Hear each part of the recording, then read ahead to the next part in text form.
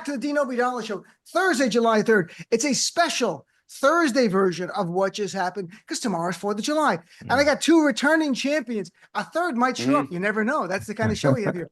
Erik Braunstein's back. A comedian, plays all over New York City. I've known him for probably almost 20 years. He's written and been featured on Fox, SiriusXM, TMZ, Saturday Night Live's Weekend Update, and more. Erik, good to see you, brother. I'm excited. I'm going to have a great 4th of July weekend. Really? Yeah. We're going to bring that down in a second, but we'll talk in a second. And Hal Sparks, my buddy, is here. Look at Hal Sparks. He's got the coolest setup. I'm not joking at all. You know him from everything, from being the host of the Emmy Award-winning show Talk Soup to, of course, acting in various things, part of the Stephanie Miller Sexy Liberal Tour, frontman for the band Nord Halen, and, of course, infotainmentwars.com. And you have more, right? I mean, there's probably something. We don't have the documents. We just have everything memorized. Absolutely. Yeah. I mean, coming up, of course, I have my radio show on WCPT that's been there for 15 years in Chicago. We're doing a special live event on the 12th. So people can come to Max and Betty's in Northbrook in Chicago to come watch the show live with me and my co-host Johnny Million, who went to high school with me and was in my first band in high school, Seismograph, that is going to be putting out an album next year because I finally talked him into tracking a record, and which is going to be very exciting. And then the Ultimate Jam Night, which I host at the Whiskey A Go-Go on the world famous Sunset Strip. The next one's on the 15th. It's once a month right now. It'll be twice a month starting again in the fall. What else do I have going on? Oh, and we'll pace it. We'll come back Queer to Folk, Lab Rats.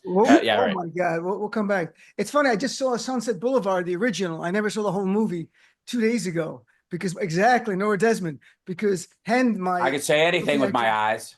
Right, exactly. Like it's not me it's the pictures that got small. I'm still big. Yeah. There were some lines in there. Like, wow. I was like, what? Did I know that line? I didn't know the lines were so good. You're curious as to why she drowned her writer. The irony of that movie was one of these like, ugh, I'm tired of writers. You know, because back then when they were writing these, like Universal was doing these contract movies, it was all id. They were just dumping. So a lot of these movies, the reason they're so raw and personable is because they were dealing with like, I want to strangle that person. Almost everybody was strangled in those movies, if you notice, because that was guns weren't readily available and your knives were for cooking and hunting. So yeah, everybody wanted to kill the writer. Yeah, she shoots Joe Gillis, and then he falls into the pool. So I'm not sure if he died from the bullet wounds or the drowning. So you could be right. He could have been drowned, or he could have been died. Any event, she killed him. It's a little broad of a movie at times, but it's really cool, and there's things that still resonate to today. But let's talk about today, because today, the big beautiful bill. And I was talking to Erik. Erik, on this scale, like it's beautiful. So out of 10, is it a 10? Is it a 9? When you look at it and it walks by, you're like, oh, that's hot. Like, how do you come out on this? Well, I was talking to someone about this the other day. Remember during the campaign, Trump said, when I become president, no one will be talking about abortion anymore. That was the one right thing he ever said, right? No one's ever bringing that up. I mean, this is an abomination, the whole thing. The thing that I really annoys me the most is this Medicaid work requirements thing that they're putting in. That made it in the bill, right? Yeah, of course. Yeah. That's justifying a lot of crap. Yeah. So, because I was actually reading, they said that the average American works 260 days a year, and the average congressman works 147 days a year. Where are their and they get free health care. So where are their work requirements? It's fucking bullshit. Yeah, I like that. There should be congressional work requirements. So what stands out for you about this abomination of a miscarriage, horrific, immoral, reprehensible bill? Besides the fact that it is an absolute betrayal of everything and everything they accuse Democrats of doing, shoving bills down your throat in the middle of the night, not giving people time to read it, not even knowing what was in the bill as they voted on it. Like, it is all of those things and more. And on top of it, the reason they have to get it through is that the more attention is paid to any part of it and it falls apart. And and I think the Doge experience is a great example of that. They came in $2 trillion in cuts. It's going to be fraud, waste, and abuse as far as the eye can see. Oh my God, you won't believe how much we found. And then everybody goes, yeah, I don't think there's that much. And they go, well, it might be not 2 billion or 2 trillion, maybe 1 trillion. Well, maybe half a trillion. Now 140 billion. You're like, that's exactly the amount that every administration cuts from discretionary funding, shifting from one program to the other. And Trump didn't even cut it. He just moved it to other places. The budget this year, the outlay is going to be Biden's CR plus $240 billion, if you believe the Doge cuts, which means it went below 160 and then went up another 150 over top of it. The budget they're laying out adds an extra 250 on top of that.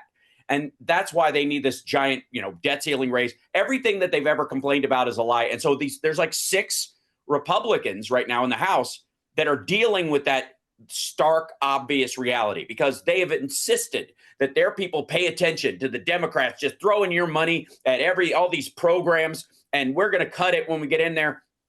And then they haven't, and they can't. And the Chip Roys of the world are freaking out for good reason, right? Yeah, right. There's a bullshitter. These guys are bullshitters. They're actors. Of course. Yeah. Yeah. Well, I mean, sorry. No, go ahead. I saw Hakeem Jeffries today. He was like, "Oh, when we're in power, the Republicans should never say we're big spenders ever again." I'm like, yes, they're going to say it. They just always say it. They just say anything. No, you're right, because you can't shame the shameless. Right. Hypocrisy means nothing to them. We call it out for our own sanity. But I've said that about Trump. Like, Trump has obviously no shame. He is completely shameless. This is true. But he can be embarrassed. And if he's made to look stupid or weak, that affects him. And that's why he reacts the way he does and overreacts in certain situations. That is increasingly true of a section of MAGA.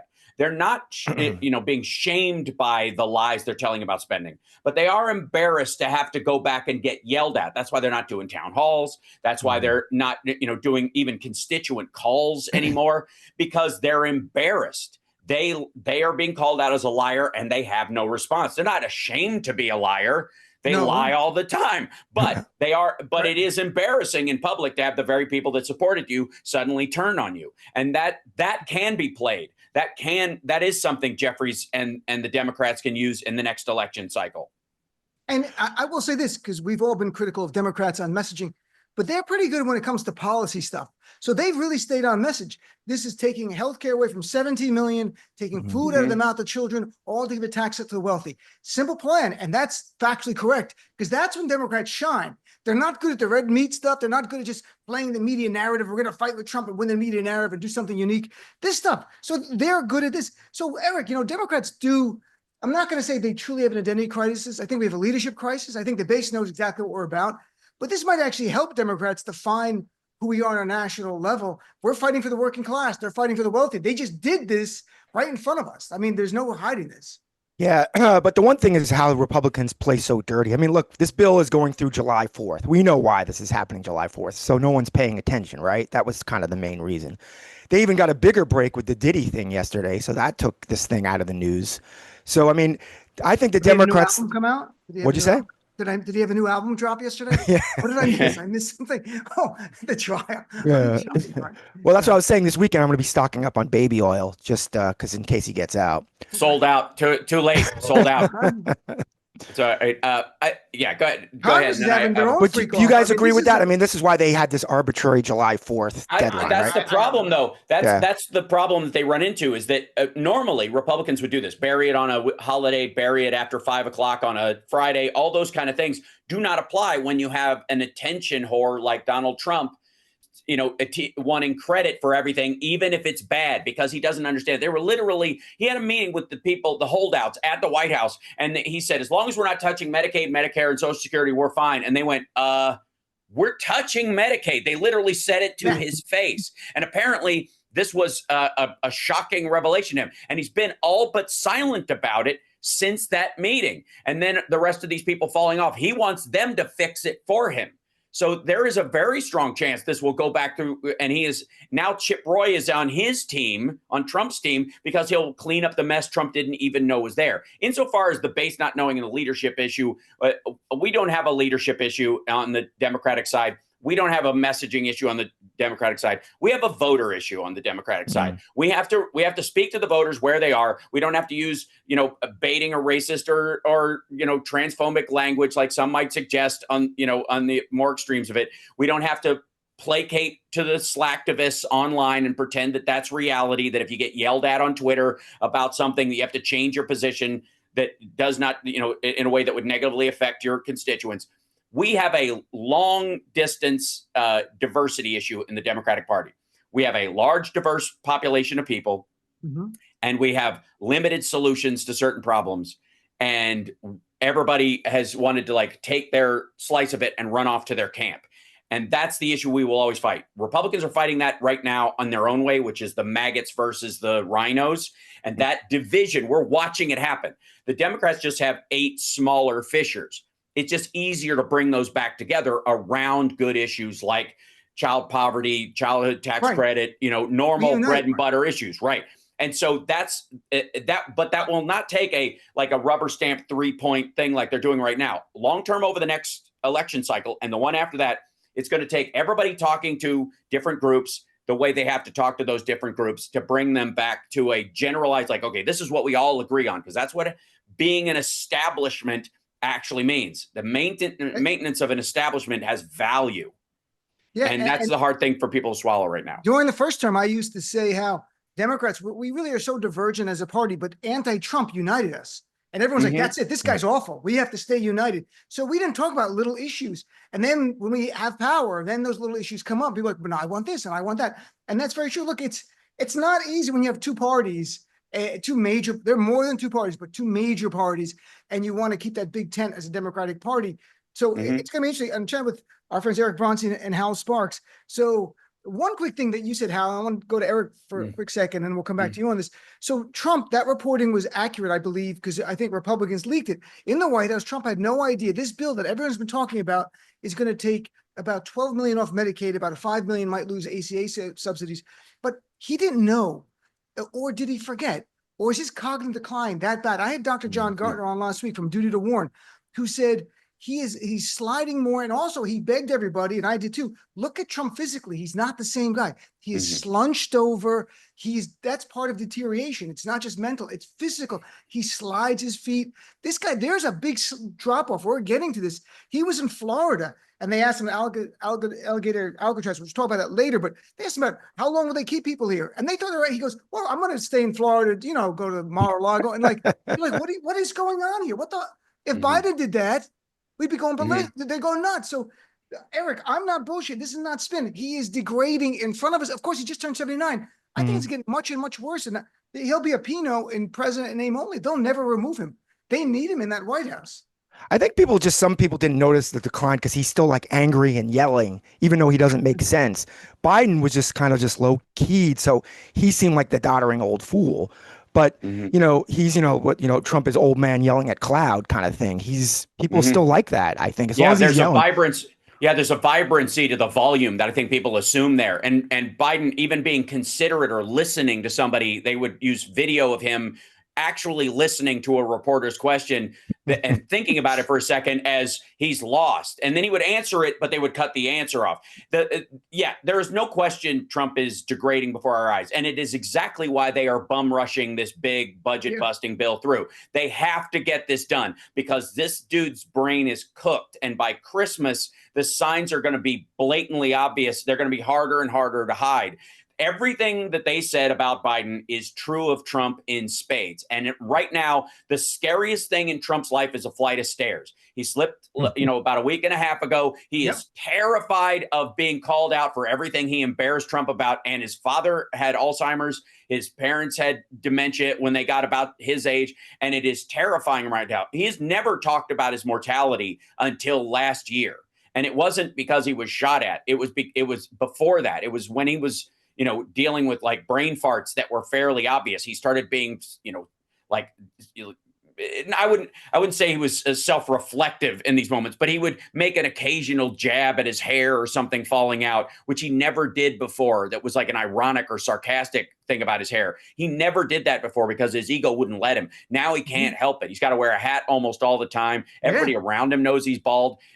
And they're wearing hats too to blend in. He salivates. He salivates in all these whenever he's in one of these round tables, he's salivating like crazy. That's because he's gacked out of his mind on Adderall. That's one of the signs that somebody is on stimulants is that their mouth starts watering while they're talking at length or whatever. Foaming almost. I didn't know that. Yes. Foaming. He's like a foaming at the mouth sometimes. It's like a St. Bernard. You got to wipe his mouth like this. I just had Mary Trump's my friend. She was on last week and talking about point blank that his father, around the same age Donald is, manifested the signs of Alzheimer's. I talked to Mary's brother as well last year about that same point. And and Donald Trump had 3 siblings. He's the last one standing. They're all gone. Mhm. Younger and older are gone. So his mortality, he might not talk about, but your siblings, when you're a family of 4 and you're the last one alive, you know that time it's near the end. And I don't know if he cares about legacy. He's just an asshole. I mean, this is a vindictive, mean, No. cruel Right. person, and he's getting worse instead of nicer. My mom was meaner as a Sicilian woman. As she got older and started having dementia, she actually got nicer and kinder. It's kind of weird. Me and my sister were like, "Who's this? Why weren't you here in our childhood?" And then he's just getting angrier. Explains so much about you, Dean. It really does. Like so many questions are being answered. I mean, you're absolutely right that he is, he has always been in denial about a lot of things, about his he knows he's an active liar, but he's also been able to lie to himself. The problem with this is you can't. You're confronted with it every morning, whether it's creaky knees getting up or forgetting where you are, or, making fun of Biden eating a card at a meeting for the agenda and then having one yourself and clinging to it like it's a life raft, right? He's doing all that stuff and you can't outrun it. You cannot outrun it. And the first term, it was interesting. It was like Reagan in some ways in the first term, that he didn't seem to age like other presidents. Other presidents, the stress of it turns their hair white, makes them look 10 years older in just a couple of years. And it didn't affect him, largely because he's a sociopath and he doesn't give a shit. And when you don't give a shit, you don't age like that. Yeah, This it's not is like Lyndon Johnson or something like, right. He was killing himself. He was dying. I have a question actually for both of you. Let's just say Trump died last week. JD Vance is president right now. Does this bill go through? Does he twist enough arms? Yeah, I don't think he does. I don't know. It's interesting because they might add a tribute to him, make it a big deal where, that's a point. That's the only thing, because politically we've had that with John Kennedy dying, and LBJ cited that to try to get some legislation. Yeah, but but that had meaning to the actual thing. This bill has so much stuff that like maggots would go, this isn't what the president wanted. This isn't what maggots all about. So they would strip it out because how dare the rhinos put in all this green new scam stuff and transgendery for everybody, all that kind of stuff. They would use it to attack it again. And you still have to run it through the Senate, get it voted on, run it back to the House. Every time they gain 5 votes in the Senate, they lose 10 or 20 in the House, and they know it. The 5 or so that are throwing themselves on the pyre right now voting against it are doing it sacrificially because of the district. They're allowed to do it. But there's 20 waiting to not vote for this bill. They're hoping it doesn't reach the line so they don't have to stand out on that line. I think it's interesting, though, how when you talk about like when Trump disappears from the scene, at some point we will get our independence from Trump. Either the devil will call him back, and the devil's like, you've done so much good work. I think Jeffrey Epstein. You guys hang out over here. Right? Or it's like the term runs out and he actually doesn't run. But they will look at him like the Dead Sea Scrolls. The MAGA edict says this from Donald Trump, and they will use it against each other and eat each other alive, which I so enjoy. Like the Musk Trump thing, I'm not sure. I'm gonna get your guys' reactions. I'll start with you, Eric. Do you think that that's real? I mean, it came up again this week. And I think Musk is sincere about, for some reason, he thinks debt is really bad. And also he's upset that the EV subsidies are gone from this bill. And it's really pushing fossil fuel, which is that's objectively a thing to be concerned about. But I'm not sure if it's real and if he's really going to back some candidates who primary MAGA candidates, which would be unbelievable. But what's your take?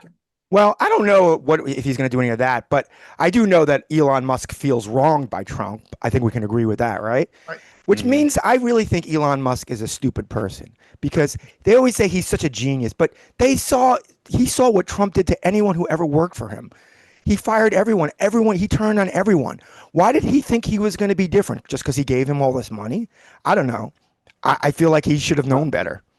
Yeah, you're absolutely right. I do think, though, there is a secondary aspect of this that does speak to, while Elon Musk knows almost nothing about all the industries that he is in, he just hires people who do. He hires real engineers and real people to run things. He did the exact same thing with Doge. And right now, whether Trump likes it or not, whether he distances himself from Elon Musk or thinks he separated himself, Donald Trump is surrounded by Elon Musk's operatives in every department. And they have access to the internal workings of them in a way that the rest of the people in Trump's cabinet have no idea how to operate. They just do. And that has to be, for Trump and his team, that has to be terrifying, because, we're all worried about him coming for our personal data and using it for his own interest, either to teach Grok how to be awful and become the next Skynet, or to sell that private information or use it for marketing purposes and all kinds of stuff to grow his industries, which, I mean, it's priceless in that regard.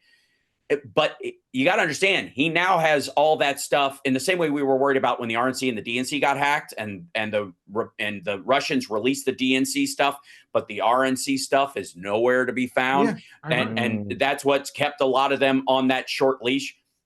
That some of this stuff that, you know, Trump's this speaks to the dementia thing. I don't think Trump, like, he didn't know that they were touching Medicaid in this.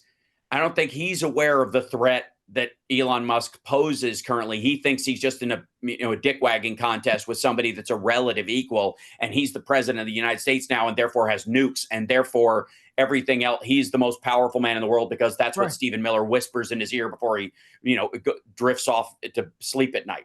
So it is real. And Elon Musk, the one way he could guarantee Tesla's future is to come out and go, I was completely out of my mind on ketamine for the last 2 years. I have gotten myself clean, and I don't know what the shit I was saying. Yes, that was a Nazi salute, but I was drugged out like crazy. I'm clean now. I'm taking care of myself, and I care about the environment again, and I'm going to sell this whole thing. And the Republicans lied to me, and I bought into it because I was afraid of the brown people, blah, blah. And he could, because the only people that buy electric cars are basically Democrats and Democrat-leaning independents. He could get his audience back, at least a percentage of it, and guarantee himself a future in these, in the support structures that he's done, like NASA and other things. If he doesn't do that, believe me, Bezos and Branson are waiting in the wings to pick up that slack. It's very interesting. And I'm chatting with our friends, Erik Bransteen and Hal Sparks. One last topic before we go to a break, and it happened again this week, of course, is the alligator Alcatraz, where Trump goes down there with Ron DeSantis. They build this penal colony / death camp, potentially.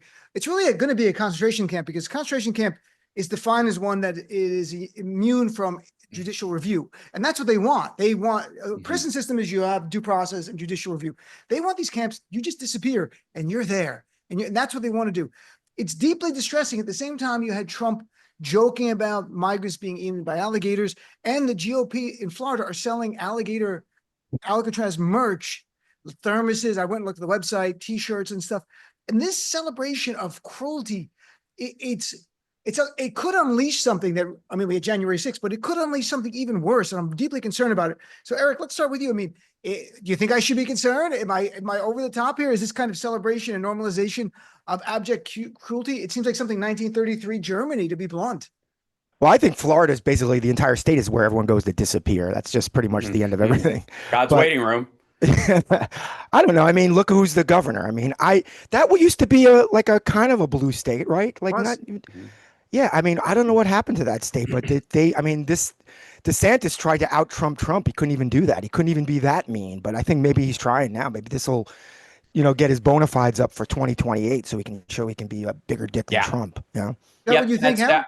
Yeah, exactly. I think Eric's right on this. I think DeSantis needs to capture. You're going to see like 3 or 4 people in the Republican Party who are trying to capture MAGA while trying to appeal to a broader situation. Now, a lot of them are going to lock in on violent crime as their reason for the rest of this stuff. So you can get a lot done under the guise of I'm worried about murderers and rapists, right? That's what they've been doing with immigration. That's what they've been doing with cities and the like, and they'll fight back against the Democratic leadership in a city because of the crime that happens. There's more crime in these cities. There's also more people. There's also more coffee and sex and movies and and skiing, right? Whatever the hell, that's what big cities are. There's a lot of human beings in them doing a lot of different stuff.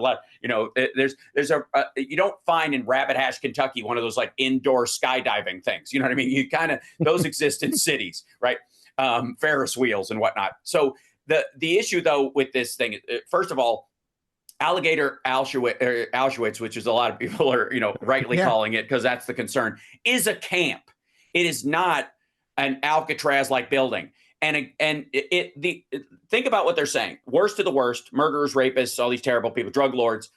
These are tents in the middle of the Everglades where anybody with one of those fan boats can roll up and pick up their drug lord or whoever and get away with them. The alligators are not there to keep those people in because those people wouldn't be afraid of running for it because what's your option, right? That's your shot. You're going to make it. Most of the time, you're going to make it. So they would, of course, run for it. You know what that's for? It's to keep the reporters out. It's to keep the protesters out. It's to keep people from coming near the facility and being able to stand there. The reason they're putting them out in the middle of nowhere isn't about the people who are inside. It's about the people who are outside being able to see what's going on.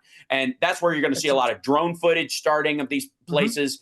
Because they haven't zoned it over the Everglades the way they have, and turned it into an official facility because they haven't signed off on it. So people are going to be able to fly like news drones and helicopters over it and see what's going on in a way they haven't been able to at prison facilities at other times. But again, these are paper tents with chain link inside of them. I could get out in an hour. Any of us could. So if you're worried about the worst of the worst, this is the last place you would put them. It's hardly Guantanamo or Alcatraz. And that in and of itself speaks to the fact that they really don't care about violent criminals. And that's not what this is about. It's for show. And it's not just for show inside the United States. It's to scare people in South America from coming up here. They're using that as a way to deter people from coming up, and crossing the border. It's interesting you say that, because there was just reporting the last few days about Abrego Garcia that he communicated with the media that he was tortured in the El Salvadorian camp, which is no surprise, but it's horrible to hear that. He said he was on his knees for 8 or 10 hours a day. If you killed over anyone, they would beat them. They soiled themselves. It's horrific. And now Trump's DHS is slamming the media for reporting this. This is objectively the truth, even reporting it. So Hal, to your point, that's an excellent point. You keep the media away and they can't report on the reality of what's going on. Because as Americans hear about what happened in El Salvador, that means everyone knows the next person we send down there, we're sending them to be tortured. We speculated that before. I think it was fair speculation. Now it's fact. So Erik, last week before we go to break, I mean, what do you think that's putting the camp there is to let them just a lawless scenario where they can beat and torture, do whatever they want, and no one will ever know? Yeah, you kind of need not a whistleblower, but remember during the Iraq War, what was that, Abu Ghraib? Yeah, and they took a picture of them pointing at genitals of whatever. You need something like that where someone can sneak something out there where people can see what's going on. The problem is that people probably just think it's a fake anyway. So at this point, you need an alligator, talking alligator. This is what was going on. I saw it all. He's like, I like Trump. I first Trump the first time, but this is too much. Even for me. Wasn't there a Bond film where he comes up in an alligator costume floating and the lid opens in his face? It might be Live and Let Die. There's Let all Die, the other ones at MGM channel, which I see a lot. I was just watching From Russia to Love 2 days ago. All right, let's take a break, my friends. We're going to come back, continue with what just happened. Special July 3rd edition with our friends Erik Bransteen and Hal Sparks right after this. Welcome back. They're still here. It's still Hal Sparks and Erik Bransteen. That's incredible. So let's talk about corporate media, how bad they suck. Right now they're doing, while we're recording this, Donald Trump's getting a big win with his passing the bill. Only to them is taking health insurance away from 17 million people to give a tax cut to the wealthy, a big win. But that's what they're saying. But the other thing was more objectively horrible. CBS's parent company, Paramount, is going to pay $16 million. It's a combination extortion bribery deal going on here. Extortion that Trump is shaking them down with a lawsuit over bullshit. Suing over editing a Vice President Harris interview. As a lawyer, I can tell you this was a bullshit case. But they want their merger approved between Paramount and Skydance, which will make billions for Redstones and the other executives. So they're paying Trump $16 million as bribery. And Disney did this. I can't believe this is the U.S. I can't believe there are law firms that have done this. I can't believe there are universities that have given it and others who fight it. So I love that. We have this bullshit. So Erik, I mean, are you surprised at all? And what does this say? People who've got the wherewithal as major corporations or billion-dollar companies are bending the knee to this wannabe dictator and Donald Trump. Well, I think it's really bad because how when the Dominion sued Fox, right? And they won, and that was a legitimate case.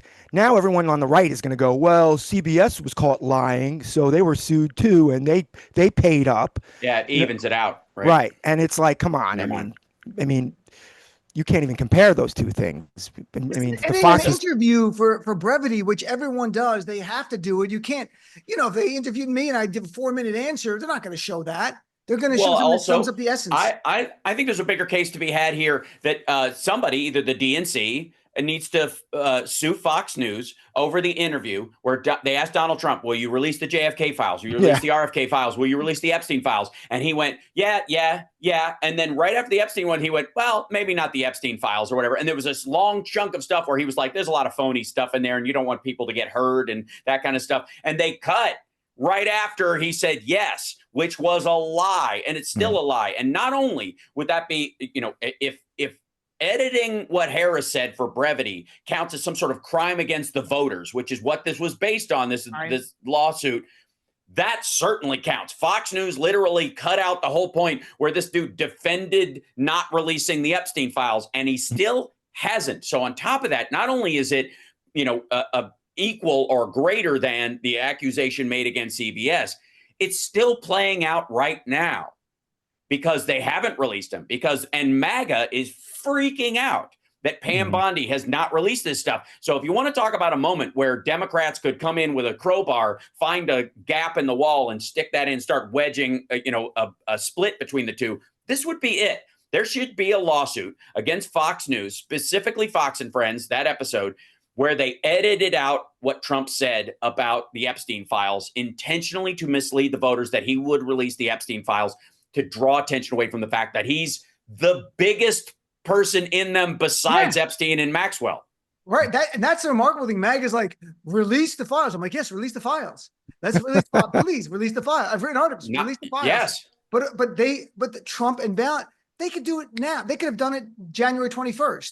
And they're not for a reason. Well, but they can't because nobody flies to Epstein's Island. They fly to St. Thomas and they take a boat over. And the boat that was taken over was owned by Epstein. And Donald Trump's flown to St. Thomas a bunch because he's got a property down there. So his plane shows him going to St. Thomas all the time. And I'm sure it's around times when there were parties down at that house. And whether he went or not, that's going to be hard for him to explain. More than likely he did to at least one of them because he was a creep and he still is. And so I will say that I'm curious if what it would take, and you're a lawyer, Dean, at least you play one on radio. I play one on the show. Yeah. That if a group of citizens or an individual citizen could file a lawsuit against Fox News and go, we were lied to as voters about this with this interview edit. If there's 12 million. You wouldn't have standing, but it doesn't matter. You're doing the lawsuit to get press, right? And to bring attention to the issue. So that you just do that. You get some lawyers that'll do it for you, Democratic lawyers, and say, we're suing because you misled me. I'm a voter. If I knew that, I would have changed my mind, and let it go to court. But the minute you file that complaint, it doesn't go away like that. Then the other side, Fox News, has to file a motion, and then you get to respond to the motion to dismiss. So it does what you want, which is bring more attention to it, right? Win or lose, doesn't matter. It's bringing attention. And that's what Trump is all about. They use our system such an abusive way, and some lawyers. So if I filed a lawsuit that I am living in a country that would have been vastly different because I believe other people's votes would have changed had they had all the information and they willfully hid it, and therefore my voting rights were harmed because I was overwhelmed by voters who were misled by this particular group. So I think I have standing in this regard. Why not? Go ahead. I'm not going to get it. Let's not do a legal all I want is $1 and an admission that they edited it and why they edited it. I'm with you. You win. They should also sue for for sane washing him. Every media organization during the campaign, and even now. I mean, it's like Jake Tapper's going to wait 3.5 more years to write original too. I should have said something about his breath. I didn't get the signs. It's right in front of us, dummy. Why won't you write the book about it? Oh, because he shit his pants right in front of you, and you said nothing. People heard it, Jake. They heard it. They heard Trump shit his pants while you were sitting there, and you said nothing. Well, literally. CNN is on the selling block. It's being spun off by Warner Brothers into another entity. Someone's going to buy it. MSNBC by the end of this year, even this fall, will be spun off from Comcast, and someone might even buy that. And this is, look, the merge of Skydance and Paramount, the new head of it's going to be David Ellison, whose dad is Larry Ellison, who's a big Trump guy. Now, David Ellison gives money to Democrats. They're smart, these two. So they got both things covered. But Trump has praised David Ellison many times, saying he'd be a great head of the company of this new CBS. They're going to run 60 Minutes and all those Paramount properties. Corporate media is getting smaller and smaller. And thank God for independent media. I don't know if we can keep up. I mean, we're all independent media in a way, even though I'm on SiriusXM, it's almost independent media, what I can do and my other stuff. I wonder, Eric, do you trust corporate media anymore? Is there any is there a publication you read that you trust? Is there any kind of cable news channel that you still trust? I'll give you a little plug though. I mean, I've been going on to Substack all the time and reading everybody. You have a great Substack, Dean. Thank you. Very kind. And it's, yeah, I mean, I don't know. I feel like that's truly independent. Even Paul Krugman, who was like probably one of the last holdouts. Now he used to write once or twice a week for the Times. Now he's posting stuff every day. I mean, who wouldn't want that? It's a bit much. Some of the guys, like some of the people, like Don Lemon posted himself playing pickleball. I'm like, I didn't subscribe to your podcast, to your Substack to watch. Right, that's a little too. But then other stuff is good stuff. It's kind of. What about you, Hal? I mean, where do you go for news? What do you trust? Yourself, I know, but what else? Well, for me, it's really easy. I watch C-SPAN debates and committees on stuff that, as it actually happens, I don't wait for it to be interpreted for me. A lot of this stuff, the root of it is right there in front of you, and there's a huge difference, and we have to deal with this on our side of the aisle. We can never, we know it's a problem on the other side, but we have no control over it, nor we expect them to ever grow up or have a reformation or whatever. But on our side of it, we have to recognize that we became largely on the Democratic side a social movement organization as opposed to a political movement. And when a political party ceases to do that, what the language, the jargon, how we talk about things matters than the actual more than the legislation we get passed. And the reality is that if we had cheered as Democrats as loudly for the creation of the programs that Democrats created as we are for their demise, possibly under the big BS bill, we'd be in a whole different country right now. And so our focus has to be on the meat and potatoes of the actual legislative process and what's actually happening in these bills and what's actually occurring in courtrooms and in city councils across the country that's changing things, the zoning laws, that kind of stuff. It's materially valuable. The problem is corporations, once the 24-hour news cycle happened, everybody's got to hook you, and they hook you with emotion. And that may or may not be true to the circumstance that's in front of you. And the tale you're being told may not line up with that. And corporations, aren't different in that. That's why Don Lemon's showing pickleball stuff. So you'll like him as a person, and that might make you read his articles more because you see him as a human being. And that's the story. But do you think it's hard? Do you think it's hard to break through? Because I was arguing with Republicans all week online about they thought Medicaid was only going to be cut for illegal immigrants. And I'm like, that's 15 million people. And they go, they're all illegals. That's what they're being told. That's right. Undocumented immigrants. Well, they think there's 25. They think there's 25 million illegals that came into the country under Biden. Trump has said that so many times that the corporate media. I've seen lots of fact checking articles, New York Times, all the quote unquote corporate media or legacy media. All of them have done things like, there's no way to determine that there's 25 million people. It doesn't even look like it. The Biden administration was punting out as many people as were coming in most of the time.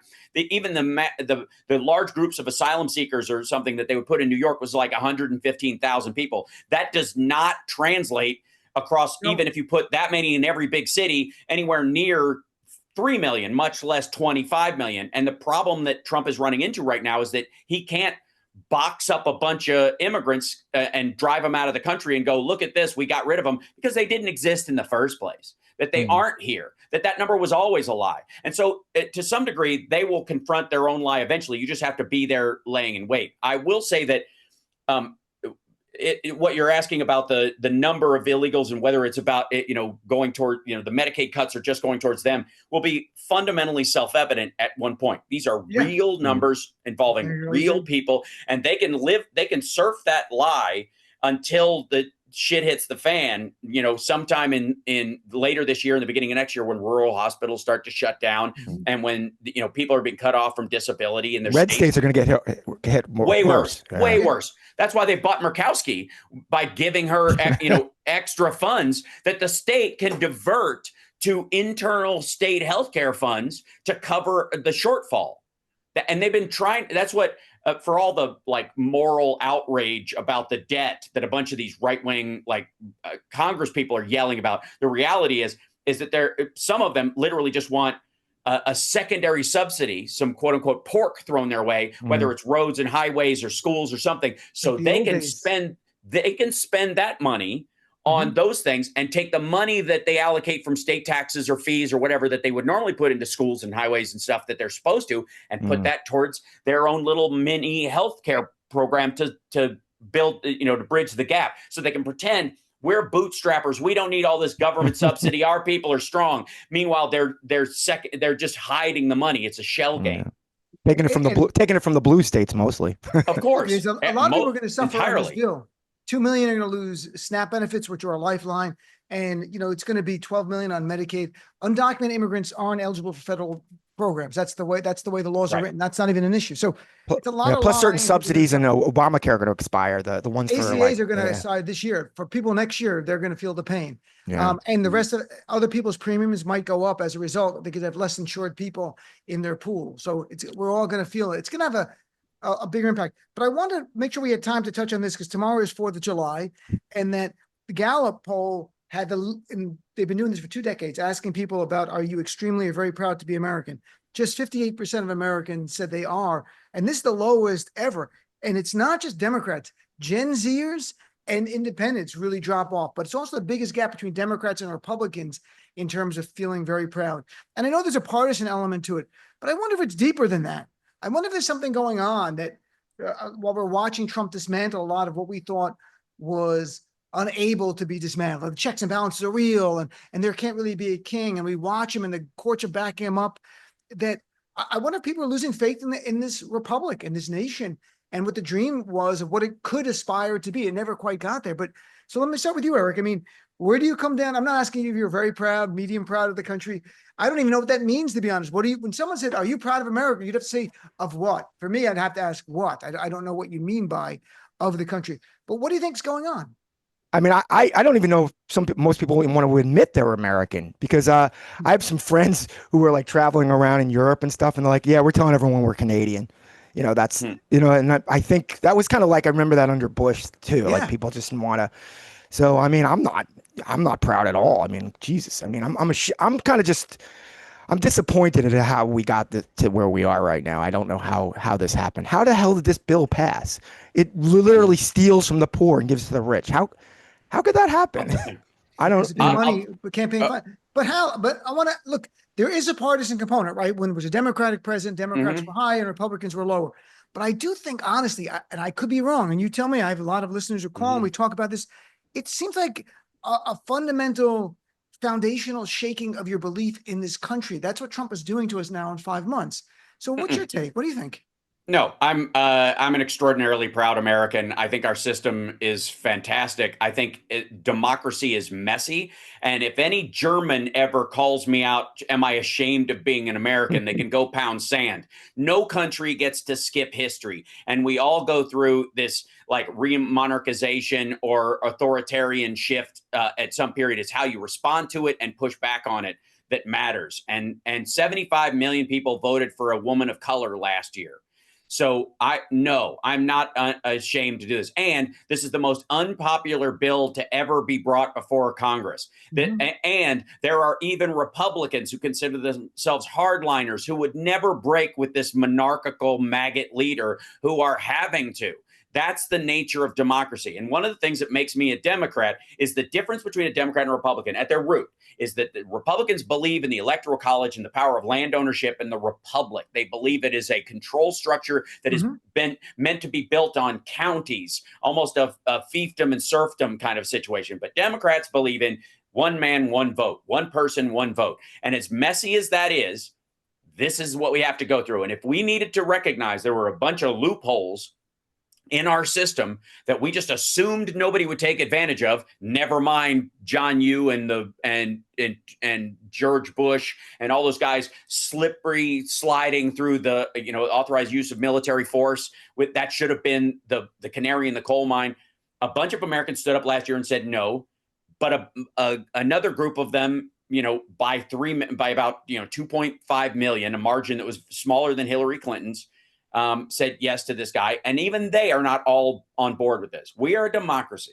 And so I'm proud of this system. I'm proud to be a part of this country. And the fact that you and I can bitch about our leader as far and away authoritarian as he would like to be, his ability to do anything about it is comparatively minuscule compared to China, Russia, Iran, a lot of the other countries that we're up against in this situation. So I'm not worried about that. We have a responsibility to fix it.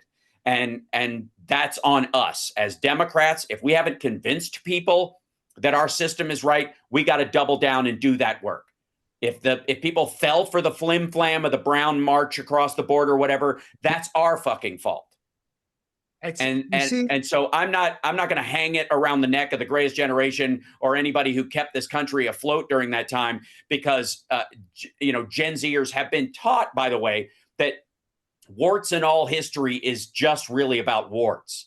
And that's one of the reasons why you've seen a generational shift in pride in the country, is because they don't know. They have no comparison point, because that was the sort of the Howard Zinning of history in the United States. The easiest example I can give is there is no such thing as a society with an oral history where they were the bad guys.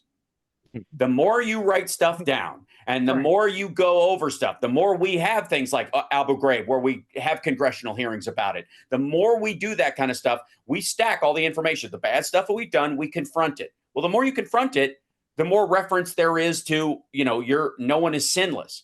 But everybody else in the world, the rest of the countries in the world that we're dealing with largely, are jettison. That was that a long time ago. That had nothing. That wasn't even us. We're not even the same country. That was the USSR. We're not even that anymore, when they're still doing the same shit today. Slavery is legal in Russia today. Slavery is legal in China today. Not sort of, kind of, and people can call it forced labor or forced conscription. It's slavery, and it is part and parcel to how the governments are run. So the fact that we had a war over it and stopped it, as imperfect as we are, is we're going in the right direction. And it wasn't going to happen overnight, because humans can be awful. So I'm willing to put in the time as a human being supporting this system as a way where everybody gets their rights and everybody gets a social safety net, that we all give a damn about each other, even as we have to strangle and bonsai these limbs of authoritarianism that exist in the human psyche and have been around for a long time. We don't get to skip it.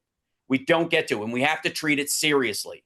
And when we assume everybody's fine, we're past that point. Women's rights are taken care of. Pin in that, move on. Roe v. Wade is taken care of it. We haven't passed a law, but it's in the books, and nobody's going to touch it, because why would they? There's a new batch of religious fanatics born every year. So, of course. That's a good point. You see that, Eric? I hope you feel better about yourself now. How dare you? No, I do. All right, before we go, I have this on my desk. Nice, Captain America. That was a good rant. I like that rant very much. I have Dr. Doom on my desk. So a minute left. Of course you do. I want to give you a chance both to plug where people can follow your great work. Eric, where can they follow you? I'm just going to plug the Instagram. It's Erik B Comic, ERIKB Comic on Instagram. And my friend Hal, what about you? At Hal Sparks on most things. On Blue Sky, I'm at halsparks.com. And of course, you got infotainmentwars.com is the YouTube channel. That'll take you there, and you can subscribe to that. I'm on Twitch at Hal Sparks. I'm on Facebook.